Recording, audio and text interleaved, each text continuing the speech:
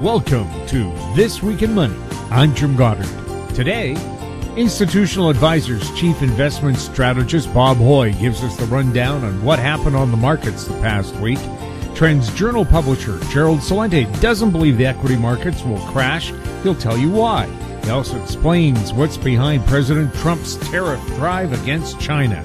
Inside Track President Eric Hadik tells us where we are on a number of cycles that govern the stock market, the price of gold, and whether the U.S. will be headed towards a major war.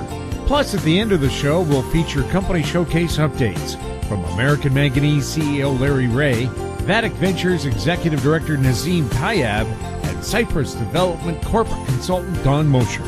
We'll talk to Bob Hoye right after this.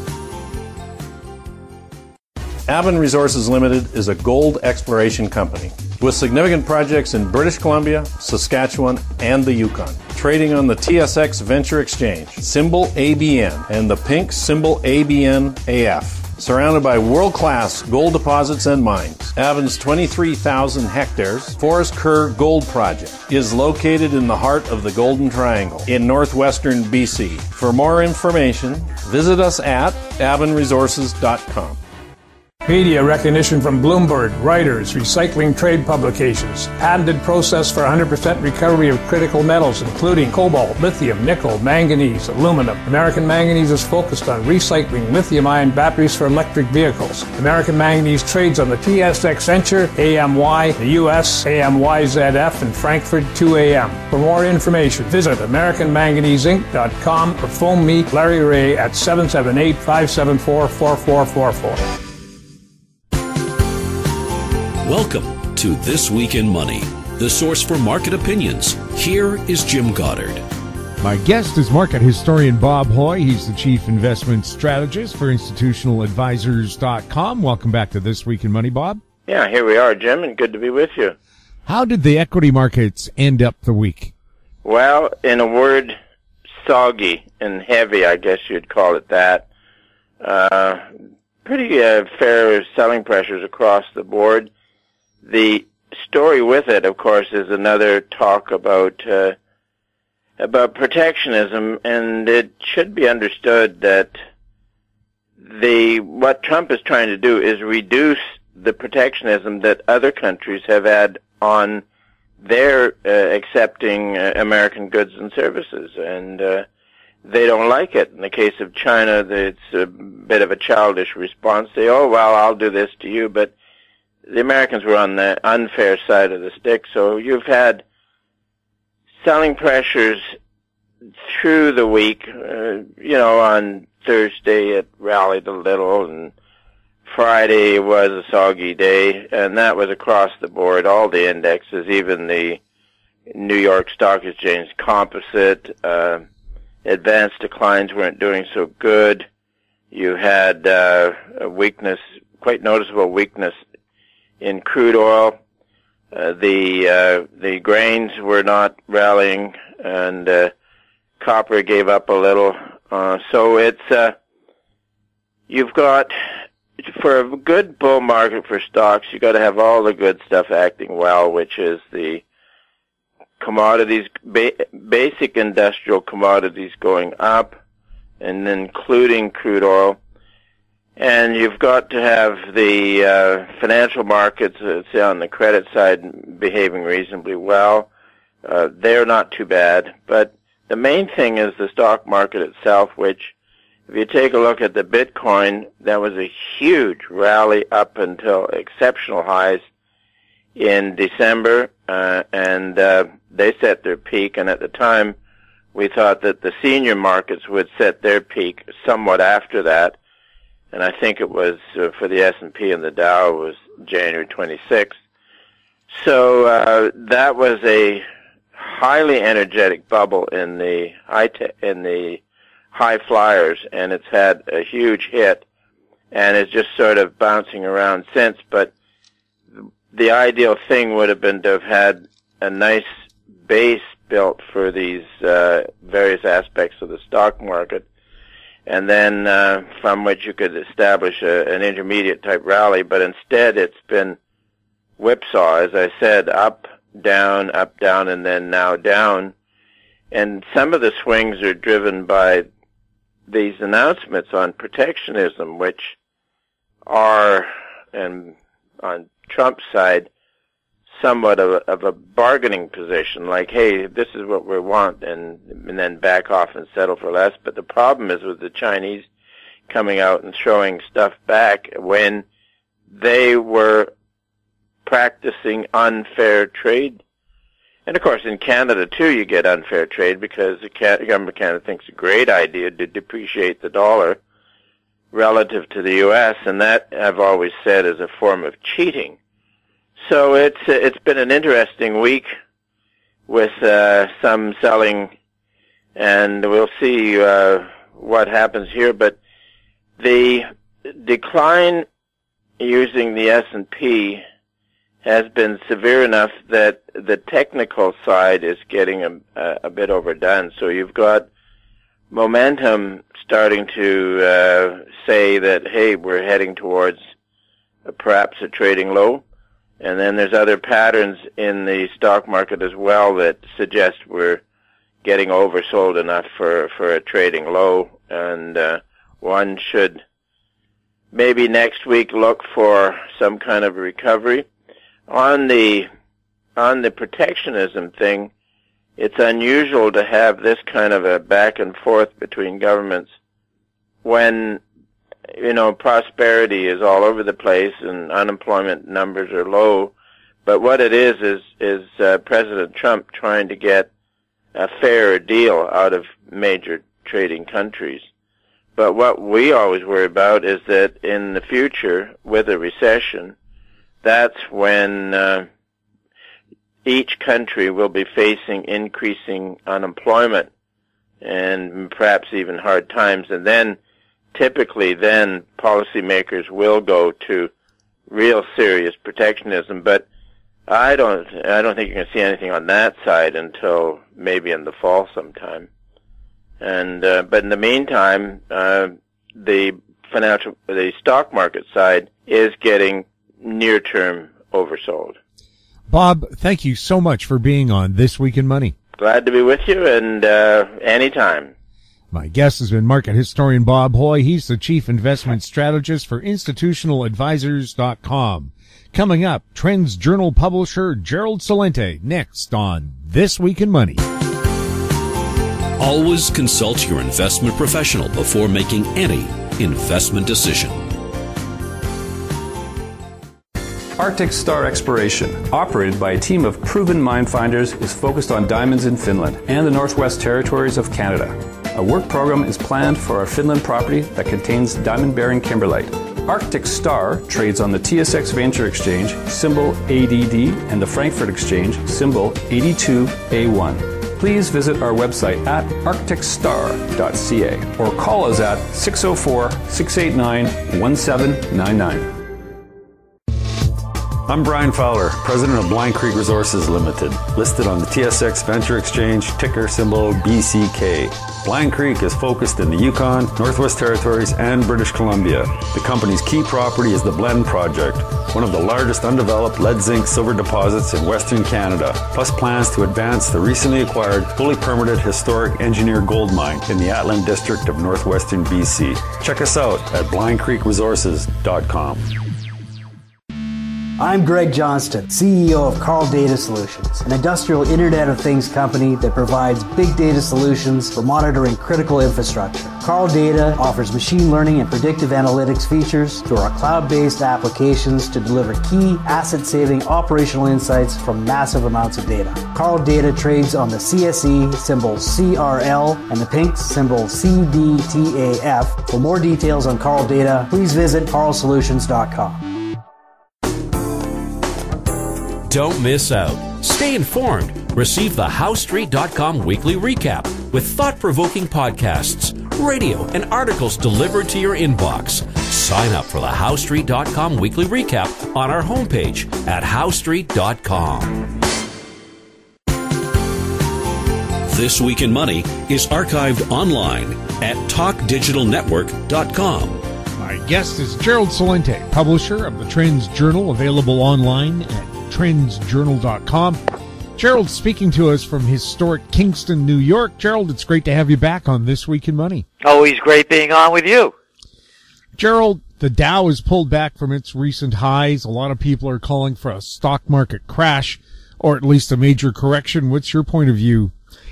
Well, we don't think there's going to be a crash, and we had called a correction. As you well know, I did it on your show.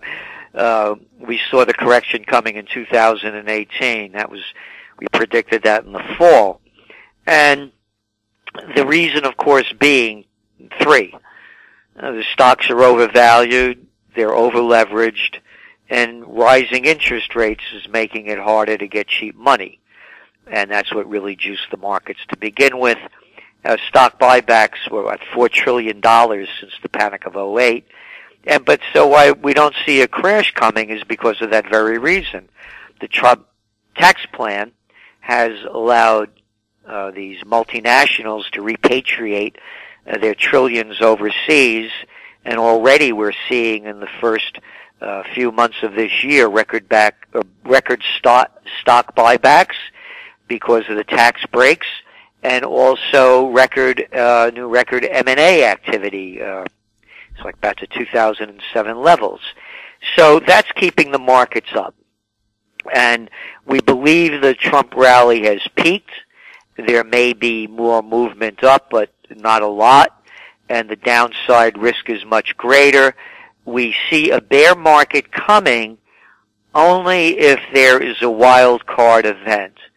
And that's not the trade. These aren't trade wars, by the way. It's being overblown as we see it. It's trade renegotiations. But a wild card event such as a Middle East explosion, something like that. What do you feel is going to happen in the Middle East? Well, we got the right now. I mean, I've been around a long time. I've been doing this since 1980. Been on the planet since 1946. With propaganda that they're shoving down our throats, I've never seen anything like it. Look what they're doing with this clown prince from Saudi Arabia. Oh my God, he's with Oprah Winfrey, he's with Bloomberg, he's with Bezos, he's with Cook, he's with Gates, he's with Trump, he's with, the wonderful crown prince of Saudi Arabia. Oh, that lovely country. How many people did they behead this week? Oh, the country that's destroying Yemen. Assad has to go. They're funding all of those terrorists. Same thing they did in Libya. Oh, that wonderful clown prince. And of course, how he became a prince. A frog the princess kissed a frog and the frog became a prince. What prince? What am I, 6 years old reading fairy tales? You mean the Saudi gang that they named the country after, that they invented in 1934, 33? This murderous group of people? And you hear them day after day comparing the leader of Iran worse than Hitler. Worse than Hitler, and the prostitute, lowlife, little paid-out clowns that people call journalists keep repeating it as though it's fact. So where do we see it happening? It's happening now. It's the alliance between the United States, Israel, and Saudi Arabia to go after Iran. And if they do that, not only the markets will crash, oil prices will skyrocket, and then, of course, we're looking at the beginning of World War III. Have China and Russia aligned themselves with Iran? Of course they have. And that's what I mean, it'd be World War III. And you're seeing already with China going with the petro yuan. Who buys the most oil and gas of any nation? China. Who sells them the most? Russia. And Iran's right far behind them. So hey, listen, we're not going to pay in dollars anymore. We're going to pay in yuan. Okay. And you could turn your yuan into gold if you want. So that's what we see happening. And yeah, there's no question. That's why we say this would be the beginning of World War III. Are trade wars and the threat of trade wars likely to bring more volatility to the market? Well, it's bringing volatility because of the way the prostitutes are promoting this thing. I mean, what are we looking at? $50 billion worth of tariffs when the United States has a merchandise trade deficit with China of $365 billion a year? I mean, who would do business like that? Oh yeah, okay, I'll buy $365 billion more than you'll buy from me. So this is just a renegotiation. And they need it to be renegotiated. According to the Economic Policy Institute, which is, hardly a right-wing joint, if you look them up, they always put that they're left-wing. The media says it. They're saying the United States lost 3.5 million jobs to China since they joined the World Trade Organization in 2001. So these are just renegotiations. We don't see it as a war. Larry Kudlow was appointed director of the National Economic Council. Was that a good move by President Trump? Well, we don't say good or bad. We say what it is. What is he? This guy's a TV personality, so he fits in perfect on the presidential reality show because we got a TV personality that's the President of the United States. So he'll do fine there. And again, who cares? Oh, the markets went down because Gary Cohen left. Gary who? Gary what? Gary, where did he go? Gary, who cares? So what they're saying, this is another example of the media pumping up something that's inconsequential in the long term and in the short term.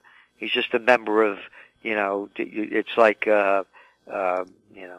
General Foods losing their director of marketing to somebody else.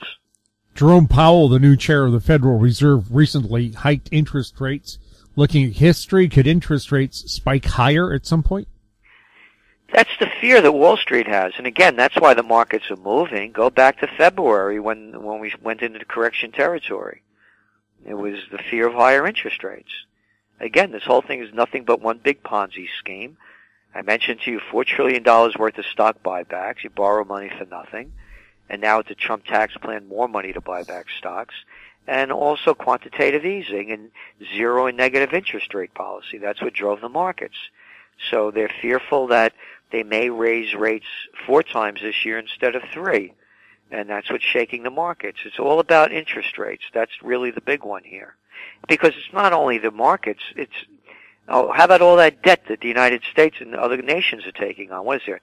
Nearly $50 trillion worth of debt. And then how about all the consumer debt? So interest rates go up, your burden gets heavier. Oh, and by the way, that car that you're buying, that's going to cost you more as well. Oh, and that credit card debt you have, that's going to cost you more also. So interest rates are really the key here. And so we don't think they're going to raise them more than 3 times this year. I think 4 times will shake the markets. Are rising interest rates likely to end real estate bubbles and debt bubbles around the world? Yeah. You're already seeing it in Canada. I mean, look at the lousy low interest rates they have. And when interest rates just went up a little bit, you started seeing home sales going down. And the same thing's happening everywhere. So no, again, this is an interest rate game. Is the bond market in trouble? Yeah, I don't see it in trouble yet at this point, but it could be. Just so far, it hasn't shown the fear that it has.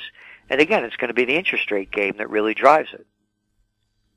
Canada has a globalist prime minister and excessive debt on many levels. Is this a recipe for disaster? Well, who has globalism helped? Has it helped the average person? Has wages gone up? Has standard of living increased? Or have multinationals gotten bigger? Have more mergers and acquisitions occurred? So, globalism is not in the best interest of the average person. It's in the best interest of the major multinationals. So, excessive debt, again, I mentioned that when interest rates go up, you got to pay more on your debt level. So, of course, it is a recipe for disaster. But don't worry, when all else fails, they'll take us to war. If there is a war, where do you feel it'll break out? Again, Iran, the Middle East. That's where we see it happening. We're not worried about North Korea, never have been. I've said it on your show. And that's why the North Korean government armed itself the way it did, because they saw what Canada, United States, and the UK and France did to Gaddafi, to Hussein, to Assad, to Afghanistan, and they said it's not going to happen to us. So if you attack us, say goodbye to South Korea, say goodbye to Japan, and so you're not going to attack us. And that's why North Korea is out of the news now, and things are cooling down in a positive way. Is the globalist dream of a one-world government falling apart? The globalist dream is falling apart when you look at Europe. And you have, for example, you have they just had the elections over there in Italy with Cinque Stelle, the five-star movement, got 32% of the vote. The AfD party over there in Germany, the Freedom Party in Austria, it's all a fight against globalization. And we think that they call it a populist movement. How dare you be a populist? How dare you want to maintain your identity? You know, there's something going on now with Israel, by the way, and they're trying to get rid of the African immigrants. And one of the claims that the people that want to get rid of them is they say they want to maintain their identity, and they don't want it compromised. So, okay, so if Israel could do it, what's wrong with Hungary doing it? What's wrong with Austria doing it? What's wrong with Germany and Italy and other countries doing it? So what I'm saying is this is the future, and the future is going to be more and more populist movements and more against anti-globalization movements. Globalism versus nationalism, is one better than the other? Well, it's a question of what you want. Do you want to be ruled by a global elite? I mean, aren't things wonderful since they have the Eurozone? And by the way, how about that multi-billion-dollar building they built over there for the Eurozone people that never work a day in their lives and play politicians and tell you what to do? Isn't that wonderful? I mean, you don't want your own currency, you should have theirs. You don't need your own leadership, you should have somebody telling you what to do. You don't need your own laws, you should have international ones. So, depends on what you like. We'll have more with Gerald Celente coming up on This Week in Money. I'm Bill McWilliam, president of Cascadero Copper, CCD on the TSX Venture Exchange. Cesium is one of the world's rarest metals with a growing industrial demand. Drilling is underway on our Tehran property in Argentina to prove up a cesium resource. Cascadero's patent-pending leach process has the potential to make Cascadero the lowest cost supplier of cesium in the world. Visit our website, cascadero.com, or phone us at 604-924-5504. Cypress Development Corp's flagship lithium project is located just east of Albemarle's Silver Peak mine in the heart of Clayton Valley, Nevada. A 12-hole exploration drill program for lithium-enriched claystone on Cypress's 100% controlled properties is now underway. Cypress Development Corp trades on the TSX Venture Exchange, symbol CYP, the Pink's CYP.V, and on Frankfurt's C1Z1. For more information, please visit our website, cypressdevelopmentcorp.com. Glance Technologies owns and operates GlancePay, a disruptive mobile payment technology now live in 16 cities in Canada and about to launch in the US. With revenues up 664% in the last quarter, Glance Technologies has the potential to be a worldwide leader in an industry projected to grow to $1.3 trillion in 3 years. Glance Technologies stock symbols are GLNFF in the US and GET in Canada. Find out more at glancepay.com. This Week in Money is archived online at talkdigitalnetwork.com. Welcome back to This Week in Money. I'm Jim Goddard. I'm speaking with Gerald Celente, publisher of the Trends Journal. Gerald, how should people search for the truth in a world filled with propaganda? You know, it's very difficult, and particularly what's happening to journalism with the corporate news, and it's very hard for us to find unbiased news these days. So what I do as a trend forecaster, I just travel the world in terms of reading information from all the different countries and then deciding for myself what makes sense and what adds up. And again, I've been at this trend forecasting business since 1980, so I'm able to, pretty quickly break through the hype and the propaganda. But it's very difficult in a soundbite society, when people are living on tweets and Facebook and what have you. So it really takes a lot of studying, and that's what I do all day long. And that's why, when you read the Trends Journal, and it's not what we like, who we support, or what we think, it's what is. And we try to assess the facts and give a forecast on that. Always with the motto, think for yourself. And that's what people really need to do. But it's very, very hard to find out, what's going on because of the vast cutbacks of newspapers particularly, and the shrinkage of journalism staff. For example, I get the Wall Street Journal, Financial Times, delivered every day. I like the hard copy. I want to see where the stories are, their prominence, and what role they play, and the other mix of other information that I might not be had my eye on or mind on, but I want to learn about. And I could tell you, for example, the Wall Street Journal in the last year and a half has shrunk by over 40%. That's a fact. So I'm not getting the news I used to get. Why are iron ore prices going down? That used to be a story I could find out right away, and I don't see it anymore.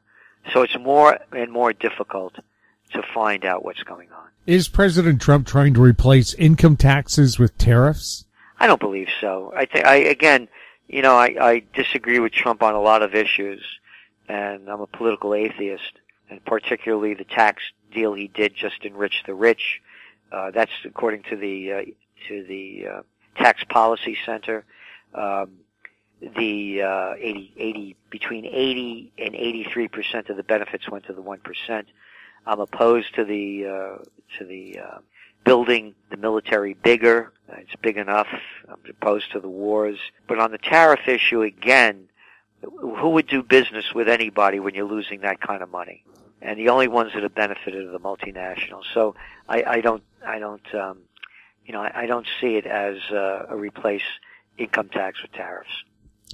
If you were President Trump's financial advisor, what would you tell him? Oh, are you talking about taxes? Tax these nonprofits. Who made up this crap? What a bunch of BS this is. And we're a nonprofit. We're not going to pay taxes, but we're going to use all of the public services, but we're not going to pay for them. We're not going to pay school tax. No, we're not going to pay. We're special. Oh, and by the way, all the colleges and universities, we're going to give our professors, our presidents, our coaches, and all these other nonprofits, our executive staff, all these very, very high-paying jobs, but we're not going to pay taxes? Yeah, that's where I'd begin. And that's where I'd end. Because then you'd have a balanced budget. President Trump recently signed the omnibus bill. President Obama signed omnibus bills and ignored instructions on how the money was to be spent. Can Trump do the same? Yeah, and he's doing the same. The thing's a joke. I mean, I worked in government. I know what a disgusting institutions they are. You got people that never worked a day in their life to tell you what to do and don't know what to do themselves. So I was the assistant to the Secretary of the New York State Senate.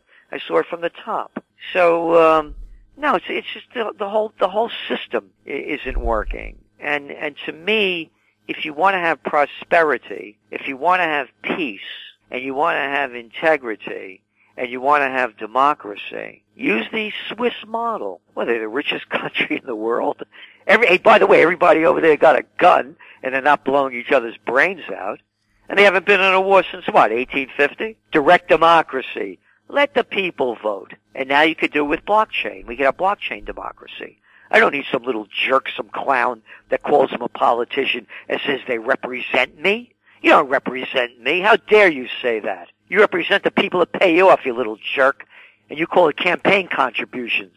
So shove it. Don't give it to me. I'll vote for myself. I want the Swiss model. I want a model where I pay taxes. I speak for myself. So to me, that's the way to change it. And all of this omnibus bills and this and that. This is a bunch of, delusionary garbage for them to keep doing what they want. Is President Trump doing a good job? On some issues, yes. And other issues, no. And again, he's continually under attack by this propaganda machine about the Russians.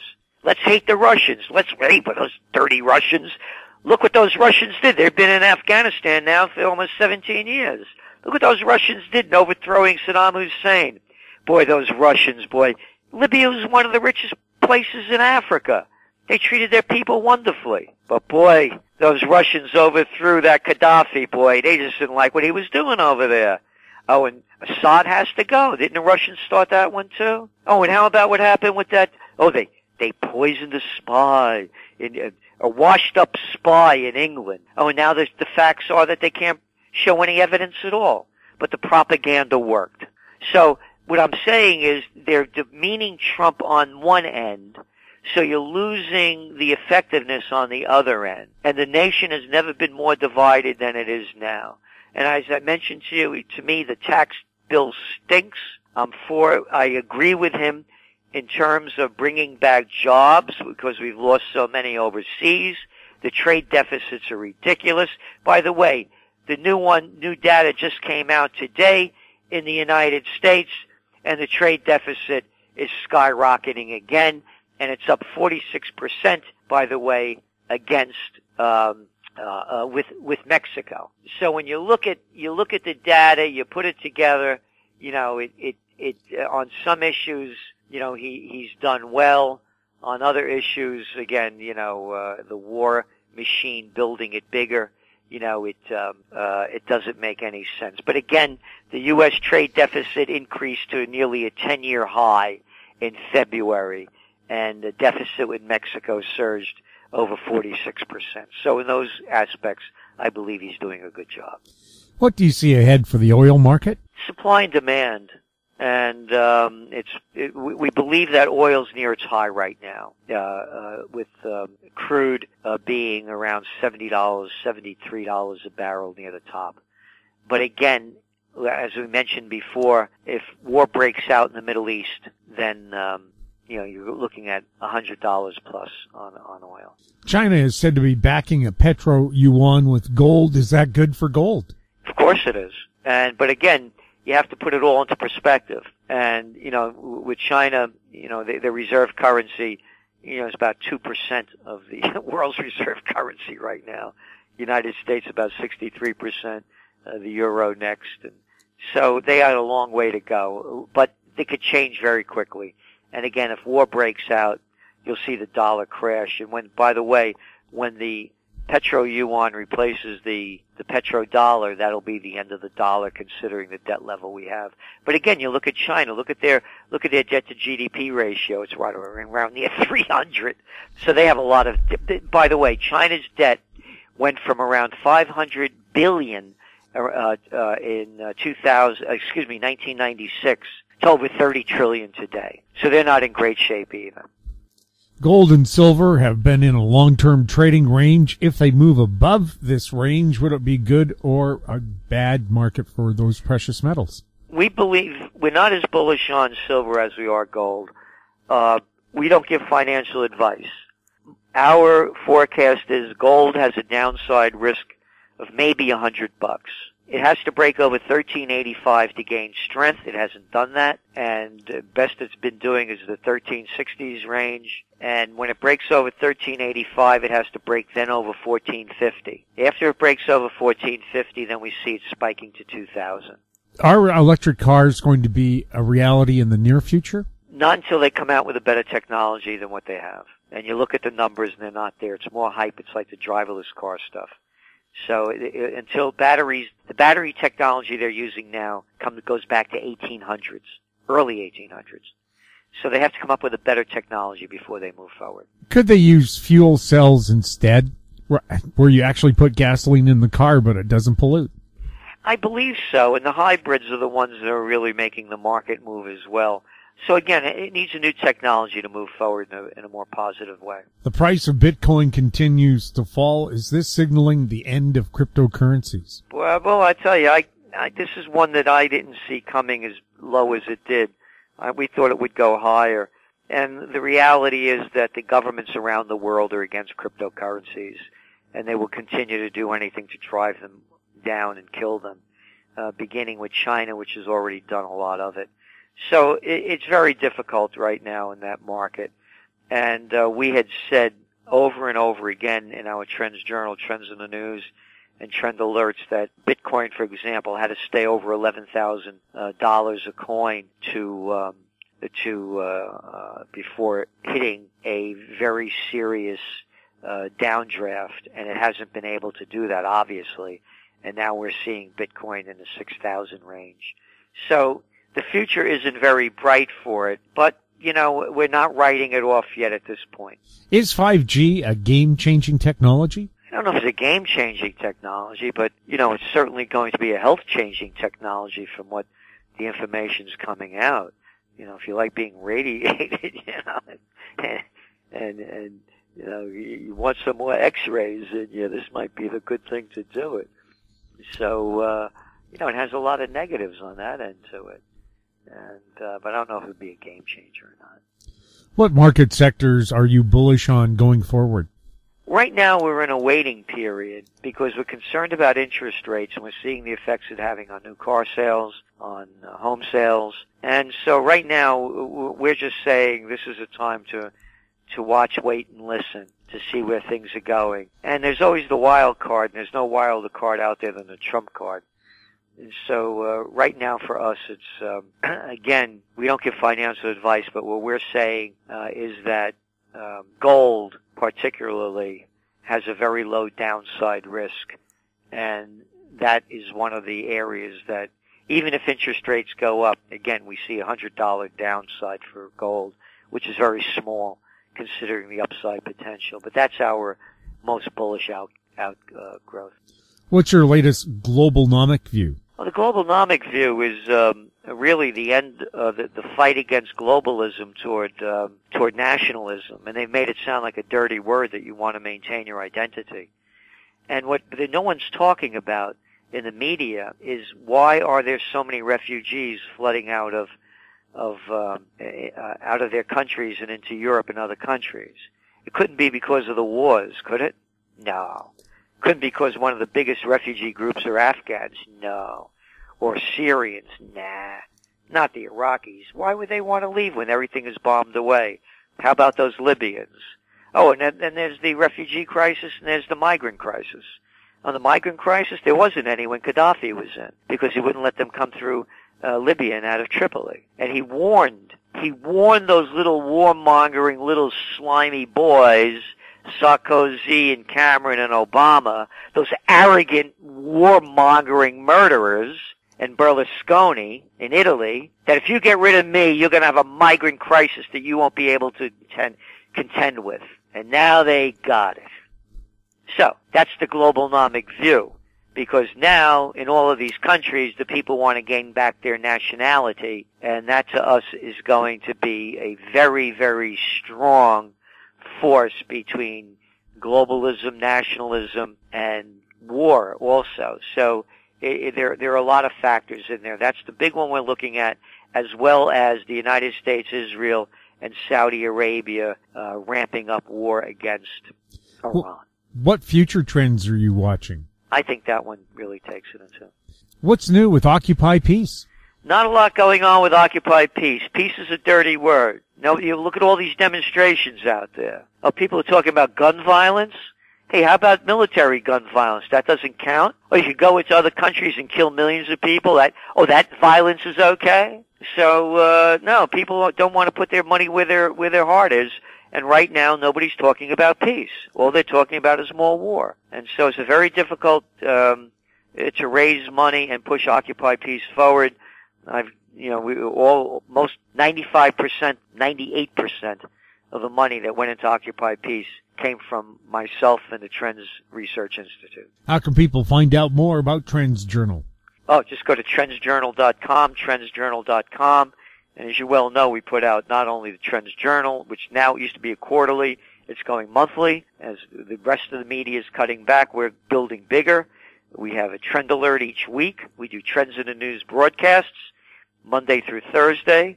Then we have a Trends in the News Friday special. And also, it's the only place in the world where you'll read history before it happens, and you get the facts, you don't get the spin. Gerald, thanks for being on the show. Well, thank you, Jim. My guest has been Gerald Celente, publisher of the Trends Journal Available online at trendsjournal.com. He was speaking to us from historic Kingston, New York. Coming up, Eric Hadik, next on This Week in Money.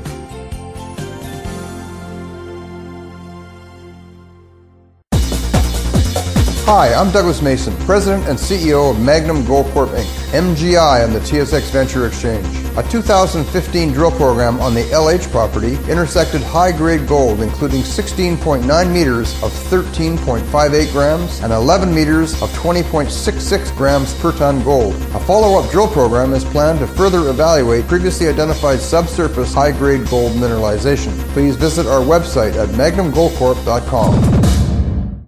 MGX Minerals is revolutionizing the new energy economy with patented lithium extraction technology, replacing traditional solar evaporation using low-cost, low-energy nanofiltration. The first system of this paradigm shift technology is currently being commissioned. MGX Minerals trades on the CSE, symbol XMG, the OTCQB, symbol MGXMF, and Frankfurt, symbol 1MG. For more information, visit our website, mgxminerals.com. Hi, I'm Douglas Mason, President and CEO of Rainy Mountain Royalty Corp., RMO, on the TSX Venture Exchange. Rainy Mountain's Brunswick property is located in the Rideout Shear Zone in Ontario, with grab samples running as high as 32 grams per ton gold. A follow-up drill program to test numerous targets located by recent groundwork is planned for early 2018. Please visit our website at rmroyalty.com. Vatic Ventures Corp. is a potash exploration company focused on the Korat Basin in Thailand, the world's largest undeveloped potash resource. Vatic's management has extensive potash exploration and development experience in Thailand. Vatic will have marketing advantage compared to Western producers. Drill program commences this spring. Vatic trades on the TSX Venture, symbol VCV, and on Frankfurt, symbol V8V2. Visit our website, vaticventures.com. This Week in Money is archived online at talkdigitalnetwork.com. Welcome back to This Week in Money. I'm Jim Goddard. I'm speaking with Eric Hadik. He's the president of InsideTrack.com. He's speaking to us from the Chicago area. Welcome back to the show, Eric. Oh, thanks for having me back, Jim. Eric, where do we fit in the cycles of things when we have a trade war pretty well breaking out between the U.S. and China? I think in many respects it's a powerful confirmation or corroboration of what the long-term cycles have been indicating for many years. And one of the primary things, really an overriding generational cycle, is that 40-year cycle that was anticipating a currency war, was anticipating a move up in inflation at the end of the decade, and a corresponding spike up in interest rates, and most likely a consequential sell-off in equities and other paper instruments, even as commodities come back at least partially into favor, or at least from a price perspective, the commodities see a rise in price. So I think that what we're seeing is certainly a powerful validation of what I've been discussing for the last several years, and I think that you're going to see continued escalation of this. I'm sure there will be times where it looks like it gets to a fevered pitch and then pulls back, but the whole time it's moving into a much more competitive nature, and I think it's going to have its impact on all of our markets. Where do you see equities going from here? I have talked about how I thought that this period of time would moderately resemble what we saw in the late 70s, early 80s, and that applies to a lot of the markets, like I just alluded to, with inflation, with commodities, with interest rates. But even the stock market of the late 70s, early 80s is probably a good archetype of what we could expect in this time frame, and that is where you see, excuse me, a lot of volatility. I don't think it's going to pack on gains as easily as it has in the last year or two, and that you will probably see multiple 10 to 20% corrections over a 2 to 3 year period. So I think it's going to be some serious swings in both direction, and the more anxiety that's created by things like these potential trade war, tariffs, and even where interest rates come into play in that, the more unsettled nature you're going to get in the stock market. And if there's one thing that the market and that equity traders do not like, it's uncertainty. They'd rather have bad news that they're certain of and can account for and can position themselves for than uncertain news or an uncertain status, even if there's the potential for something good coming out of it, which I'm not saying there is. I'm just making the contrast there. Where is gold going to go if equities start to fall? Well, I think that gold continues to round out a bottoming phase and start to build up some gradual upside momentum. And when I describe what I expect from gold in this period and the application of the 90-10 rule, where often 90 or 80 to 90% of a move is often seen in the final 10 to 20% of that cycle. And so I think how that applies to gold is that we see this very steadily bottoming process. Each successive low has been an ascending one since late 2015. But then you also start to build a little bit of upside momentum. And finally you hit that point, which I expect we could see in third quarter and fourth quarter of this year, where the moves up start to accelerate and you start to break through some key resistance levels, and all of a sudden you get more of a parabolic move on a proportional basis. In this case, it's a 2 to 3 year uptrend, so that certainly is different than an 8 to 10 year uptrend and what's expected from it. But I do think that some of that could come from uncertainty in the stock market. You often find a move into gold as a bit of a safe haven. I think there's also the potential for some inflationary component to benefit gold, and a dollar component as well. And I just go back to this overriding period, which I discuss when I'm talking about this 40-year cycle from a very broad perspective. I've shown how it has applied to America and our financial markets, and even dating back before the 1770s to things like gold and some world financial crises before that. But you get this initial period, which normally lasts from the 3 year to the 7 year, so in this case from 2013 to 2017. And that's when a lot of the stage is set for the second half of that phase, from the late part of the 7 year into the 1 year of the ensuing decade. So in this case from 2017 to 2021. But you go back and you see related events and related things unfolding in 1973 through 81, 1933 through 41, and going all the way back to 1773 through 1781, every 40 years. And one of the big components in there is a currency war, and gold plays a key part of that each time. And sometimes it's come out on the upper hand, sometimes it's been the loser of the whole struggle. But the timing is just uncanny and just keeps coming back into play. And we've now entered that period from late 2017 and for the next few years, where you usually see the more overt and the more convincing moves unfold in the market in response to a lot of what has been going on, often beneath the radar or behind the scenes in the years that led up to that. And I'll give a couple examples since we're talking about China's impact on this.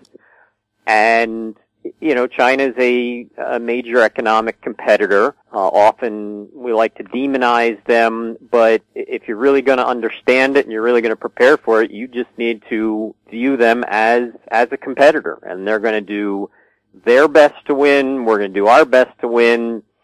And you have to view it in that perspective. But you go back to 2013, 2014, and the initiation of the new development bank between the BRICS nations, and then China had its own Asian infrastructure investment bank, both of which it was part of, and so it's setting up itself as a global banking entity, eventually to rival or to compete with the World Bank and the IMF. And then you saw continued moves leading up to even the Shanghai gold fix of a couple years ago, where then they become part of the global gold fixing entities. And you see the yuan finally get integrated into the IMF's strategic drawing rights, a global basket of currencies that I think is actually going to be one of the things we see come to the forefront in the next couple years. But throughout that time, China is getting their ducks in a row. They're doing like a good competitor would do, and they're lining up things that are going to work to their advantage. And at the same time, they're one of the biggest holders of U.S. debt. I believe it's over $1 trillion of our debt that they're now holding. And people say, okay, so what's that mean? Well, if you were paying attention a couple weeks ago, as soon as Trump announced the first threat of tariffs, all of a sudden you also saw headlines that China was floating the idea of scaling back their debt purchases. Well, what happens when that occurs? Well, first, it's a perfect storm of things because the Fed is also reversing all the bond buying and quantitative easing of recent years, trying to take stuff off their balance sheet. So they're already lessening demand for treasury instruments. But if China decides to get serious, if this really did escalate into something, they've got a real ace up the sleeve with that. And they say, okay, we're not buying as much debt, or we're going to start dumping some of that debt. The price of bonds and notes shoots up, drops down, and the corresponding interest rates start to shoot up. And all of a sudden you've got a reverberation throughout the markets, and you see the stock market react to that. It's a whole interplay that isn't as simple as just playing to a small part of your base and say, we're going to throw tariffs on this, just to prove that I'm with you guys. And when it's all said and done, who's in a stronger position? A national leader who could see his party the majority of his party get switched in 7 months from now, which would then trigger all kinds of new investigations, new pressure on him, or a national leader who's just had basically lifetime reigning confirmed for him by his ruling party. Who's going to be able to outlast who in a tit-for-tat type of economic war? What's this going to do with the price of crude?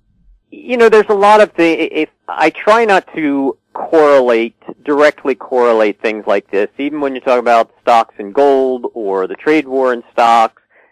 Each of them have an impact on each other, but I look at them independently because there's other fundamentals driving them, and unless you got into an all-out escalation of a trade war or anything similar to that, then the correlative impact on other markets is kind of muted by the other fundamentals that impact it.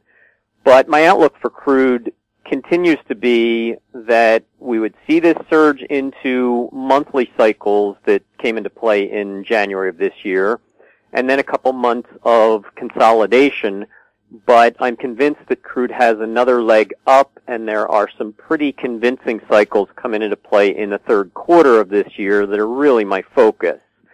So I think that crude and the energy market have another leg up. I don't know if it will have any direct correlation to what's going on with the tariffs and potential trade war, which at this point still is a lot of bark and not a lot of bite yet, but we'll have to see if that's just positioning for a negotiation as is often the case, or if it's stuff that really materializes.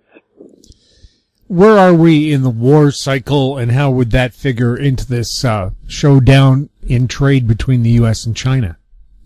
Well, I think we even discussed this last time or two, but I just keep focusing on that time frame leading into 2021 and just long-term war cycles that I believe are coming into play then.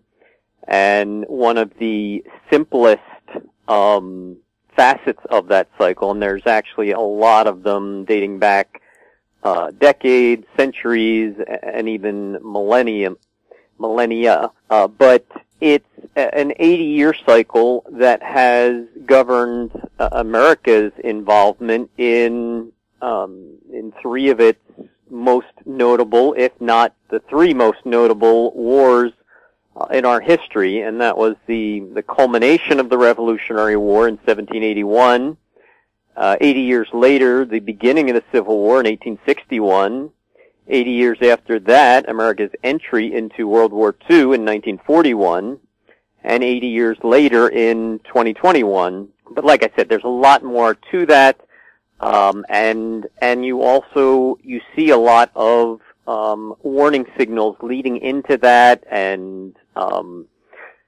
more limited or national skirmishes before it becomes multinational skirmishes, and even when you break it down into 10 and 20-year cycles that make up that 40-year cycle, just look at what we've seen in 2010, 2011, and the Arab Spring and everything that happened with that, and how that changed the makeup of the Middle East in particular.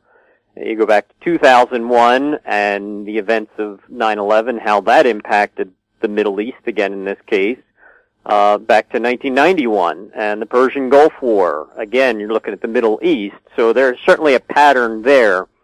But you have all of these different facets and factors that seem to be pointing to 2021. But as I said, if there's going to be a conflict like that, it usually doesn't happen in a vacuum and at the drop of a hat. It's usually something that is building up to that. And certainly when you talk about China and the U.S., there's been all the struggles over the South China Sea, and how China is basically trying to take it over and building artificial islands and setting up landing strips and military outposts. And when you consider the amount of trade that flows through the South China Sea and the number of Asian countries that lay claim to parts of the territorial waters there, that's certainly one potential flashpoint that could come up with very little notice except for those that are watching it and watching the developments. They're happening all along, they're just not hitting the headlines. And so all these things, and like I said, then a trade war starts to just polarize the sides more. There's less to gain by acting nice and being diplomatic, and so suddenly it takes less to escalate things. Eric, how can people find out more about Inside Track? They can go to our website at insidetrack.com, and that's inside spelled with the extra I in the middle, INSIIDETRACK.com. And I've also published and archived hundreds of excerpts and articles and reports at 40yearcycle.com. It's the number 40 and the word yearcycle.com, dealing with this 40-year cycle and what I think is going to be the parabolic or crescendo part of that cycle from 2018 to 2021. Eric, thank you so much for being on This Week in Money. Thanks for having me back, Jim. My guest has been Eric Hadik, president of InsideTrack.com. He was speaking to us from the Chicago area. And that wraps up our show for this week. We'd like to thank our guests, Bob Hoye, Gerald Celente, and Eric Hadik. And thank you for listening. And a reminder, at the end of the show, we'll have company showcase updates with American Manganese CEO Larry Reaugh, Vatic Ventures Executive Director Nasim Tyab, and Cypress Development Corporate Consultant Don Mosher. If you have any questions for the show, you can email us at info@howstreet.com. I'm Jim Goddard. We'll be back next week with more This Week in Money. Comments made on This Week in Money are an expression of opinion only and should not be construed in any manner whatsoever as recommendations to buy or sell any financial instrument at any time. Archived online at TalkDigitalNetwork.com. This Week in Money is a production of Howe Street Media Incorporated. Executive producer is Tom Allen. Welcome to Company Showcase, an advertising feature on HoweStreet.com. I'm Jim Goddard. I'm speaking with American Manganese CEO and President Larry Reaugh. Larry, how are things going right now? Well, everything's going well on our project that we're working on. Certainly moving ahead with the new IPs, and which we would hope to patent in the next couple of months. And also work is starting to commence on our pilot plant. That said and done, the markets have not been kind, and I know that there's certain people out there, especially on the bull boards, that don't like to hear me talk about the market. But everybody's in the same boat right now. We're all getting bashed around, and the bull boards are making hay where there's when the sun ain't shining. And I keep talking about predator trading. Well, that's there, but I also believe that certain people have panicked and sold their stock. But that's not long term. I think the market will turn. It's not so much on the fundamentals anymore, but probably on earnings news or something like that. The Dow has to move. When the U.S. market gets a cold, we get pneumonia up here. So, the venture market and the Canadian market, the Toronto Stock Exchange, have been mauled quite a bit. And recently, I started getting queries about the fact that AMY was changing its direction, that we were going more into the mining again, and we were putting out publications to that effect and everything else. Nothing could be further from the truth. That would be like throwing a drowning man an anchor. And the reality is the recycling, as you can see in the business plan, is the greatest opportunity this company's ever had. We could get into cash flow, very positive, robust cash flow, in a much shorter period than starting an exploration program and then going through all the hoops and years that it takes to get a mine into production. So, the markets are what the markets are. I think we'll probably see 30,000 before we see 15,000. And that's my thoughts, is 50 years out there trading in the market and, managing markets and in stocks. That's why I was so familiar with the lack of an uptick rule, because that is just the other side of the equation. And I just want to let our shareholders know that we're all in the same boat. The insiders in the company hold $6 or $7 million worth of stock. Are we happy with the market? No. But we're not really worried about the market, because the market is what the market is, and that will always be out there. But recycling lithium-ion batteries is going to become a very big thing. And as we move forward on that, let's see what kind of interest we're getting. All the big battery manufacturers and EV car manufacturers in the West have all gone to Corp or somebody else to get long-term contracts at reduced rates in cobalt. Didn't work. Chinese come in, they make a deal with Corp to get a third of their total production out of the DRC over 3 years. What did they pay? Nobody's saying, but I'll bet you they're paying market price. And so they're ahead of everybody else. They control 80% of the cobalt market and the lithium market. So my phone should be ringing off the hook from North America. My email box should be jammed full of people interested in what we're doing and how they can get involved, especially battery manufacturers. I get more queries from people that use cobalt in other fields than I do in the battery manufacturing. Because don't forget, cobalt, half of it's used in other applications. So where do I get most of my queries from? 90% of my queries come out of Asia, and half of those come out of China. And I'm not talking about a few queries. We're getting, we're getting interest in our recycling program from all over Asia, and especially China and South Korea. So who will we end up doing a deal with at the end of the day? If I was a gambling man, which I am, I would say probably Asia, because there's nobody in this side of the world that even seems to be concerned about the supply of cobalt. They need that for their batteries. They need that for a lot of other things that they're doing. And yet, where are they going? God knows.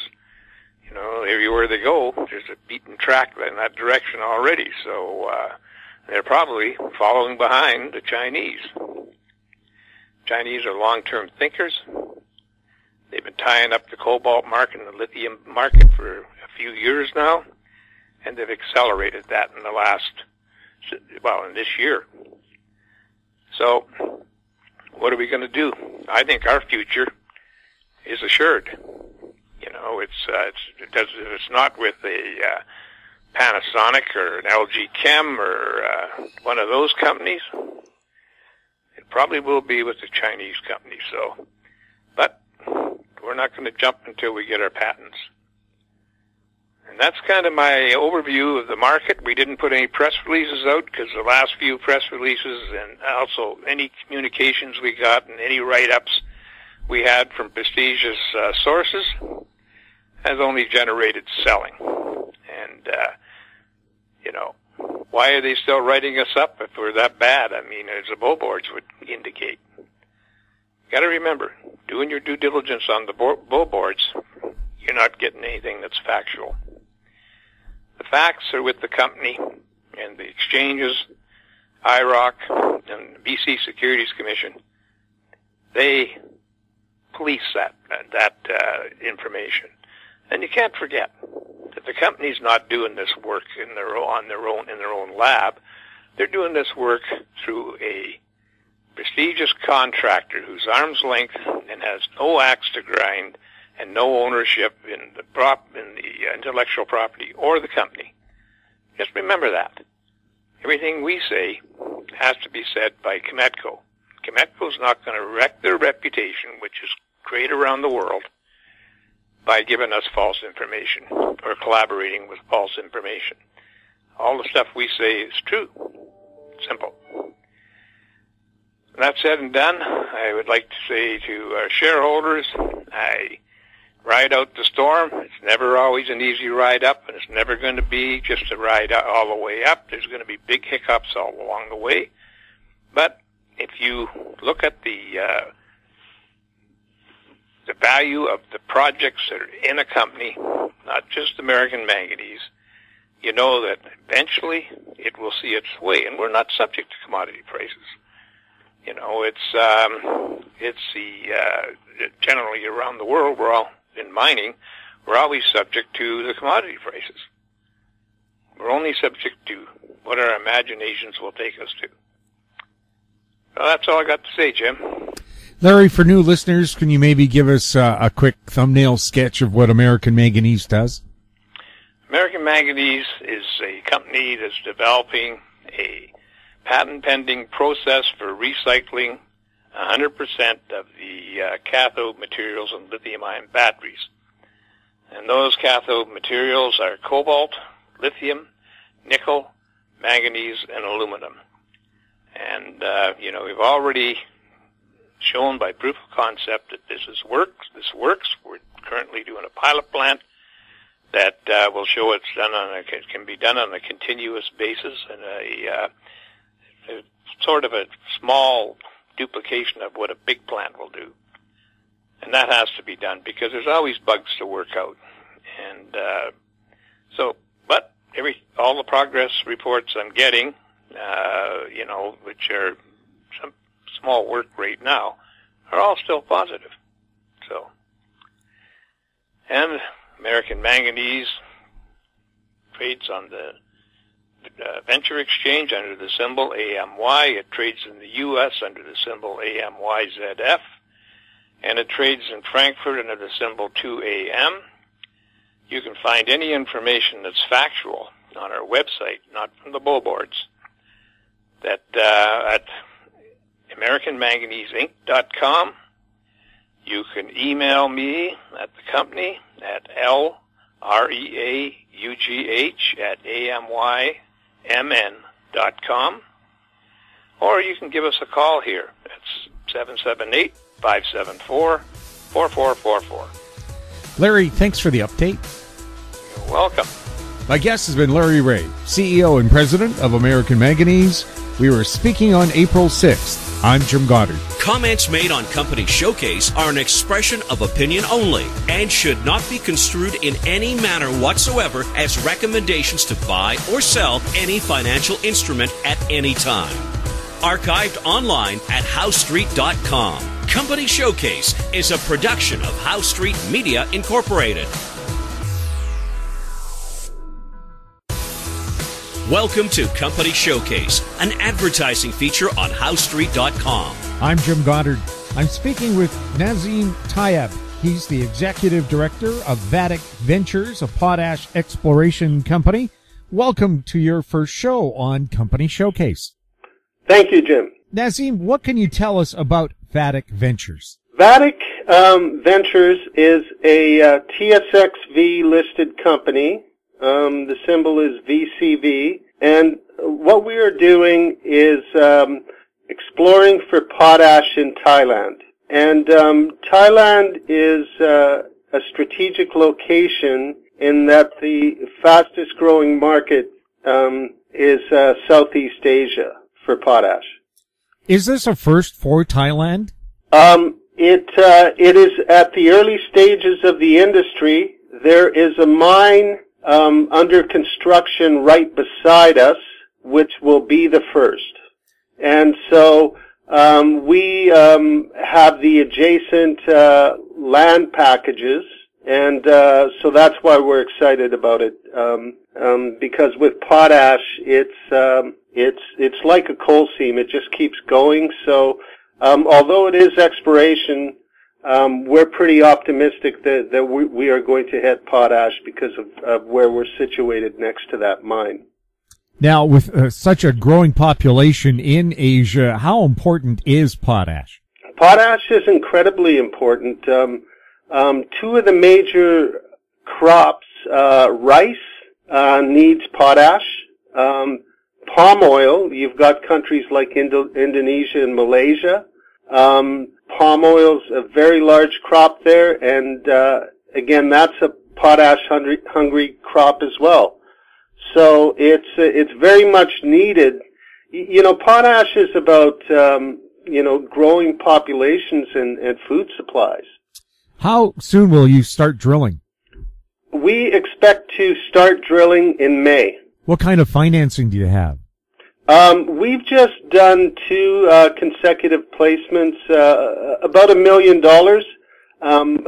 enough to commence drilling. Why do you think that people should know more about Vatic, and why is this venture so important?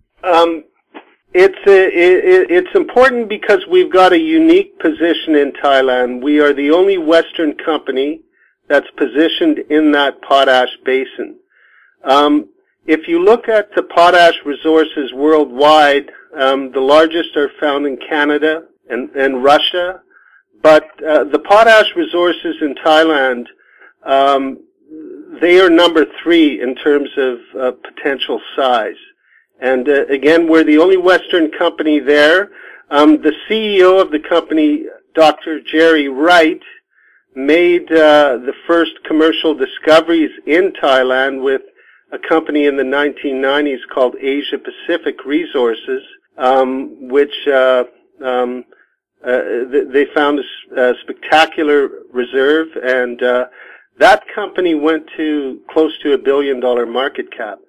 So the leverage is very significant if we're successful in our exploration.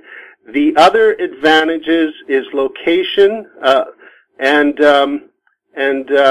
as far as location, we have a $60 per ton transportation advantage, say, over Canadian producers or Russian producers. Nasim, if somebody wanted to find out more information about Vatic, where would they go? VaticVentures.com. Nasim, thank you so much for chatting with us. Well, you're very welcome. My guest has been Nasim Tyab. He's the executive director of Vatic Ventures, a potash exploration company. We were speaking on April 4th. I'm Jim Goddard.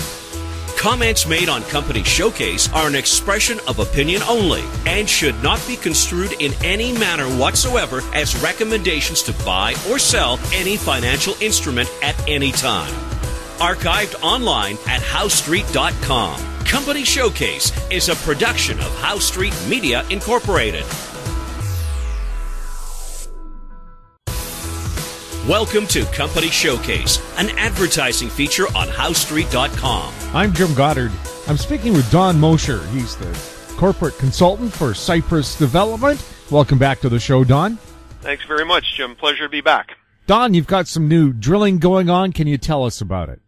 Sure. We announced the last 3 holes from our drilling campaign in Clayton Valley. These last 3 holes represent the last of 20 holes, which have now officially drilled off the entire deposit, which, is very unique. The only types of deposits in the world that you would see 20 holes drill off a deposit that's 7 kilometers long and 1.5 to 2 kilometers wide would be potash or coal. And so what do these holes tell you? These holes give us enough data to be able to move forward with a 43101 compliant inferred resource. They, along with the rest of the drill holes, have shown us incredible continuity in both length, width, and depth on this. We have not drilled through the deposit yet, and one of these 3 holes was the deepest we've been able to drill to date. It was 125 meters deep, and it's still in ore. The other thing is like the other 20 holes, based on the cutoff that I was given by Dr. Bill Willoughby, who's our CEO, the resource is looking at a cutoff grade of 300 ppm. The entire deposit appears to be ore grade, right from top to bottom, length and width-wise. So it's a massive deposit. Where exactly is this drilling taking place? Our deposit sits in Clayton Valley, next door to Abermarley's Silver Peaks brine deposit, where they've got the evaporation ponds. They've been operating there for about 60 years. The really strange thing about it, nobody has ever looked at the claystone deposit as it sits in Clayton Valley. There are no commercial producers of lithium out of clay stones anywhere in the world, although there's a couple that look like they're going to head in that direction. And I think as a result of that, we're not really getting a fair value as far as the market caps of the company goes right now. The big question is going to be, can you commercially produce lithium out of these clay stones and make money doing it? And based on our lab tests to date, it appears that yes, we can leach the lithium out of these clay stones. 10% sulfuric acid, the solution at 50 degrees centigrade in a vat scenario for 4 hours pulls out 80% of the lithium. And if that's the case as we move forward through this engineering exercise, which is what this has become now, because the exploration is done, I think that this has the potential to become not only one of the largest lithium deposits in the entire world, but also at the same time probably one of the cheapest producers in the entire world. So we should have a resource out before the end of the month, and I think it's going to open people's eyes to the size.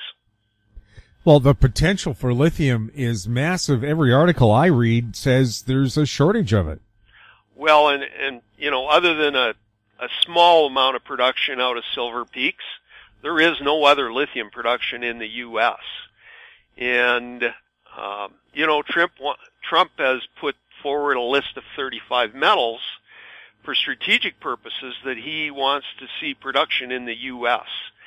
And if our engineering exercise on this proves itself out, we couldn't be in a better jurisdiction anywhere in the world than not only in Nevada, which is a mining-friendly state, but in the United States of America with companies like Tesla looking at producing batteries. Don, where is Cypress traded and under what symbols? We are trading on the TSX Venture Exchange. The symbol on this is CYP. We're currently trading at about an $11 million market cap and moving forward to a resource before the end of the month. Where can people get more information about Cypress? If you go to our website, which is CypressDevelopmentCorp.com, all our news will be on there, all our financials, board, all the relevant information that you're going to need on this. And you know, there's four aspects about this project that really beat everybody else. It's size, it is the geometry, it's got virtually a zero strip ratio to it. The processing potential, being a leach, would make it extremely cheap, and the jurisdiction. Those four aspects pretty much beat any other lithium deposit in the world. Don, thank you so much for chatting with us. My pleasure as always, Jim. My guest has been Don Mosher. He's a corporate consultant for Cypress Development. We were speaking on April 3rd. I'm Jim Goddard. Comments made on Company Showcase are an expression of opinion only and should not be construed in any manner whatsoever as recommendations to buy or sell any financial instrument at any time. Archived online at HowStreet.com. Company Showcase is a production of How Street Media Incorporated.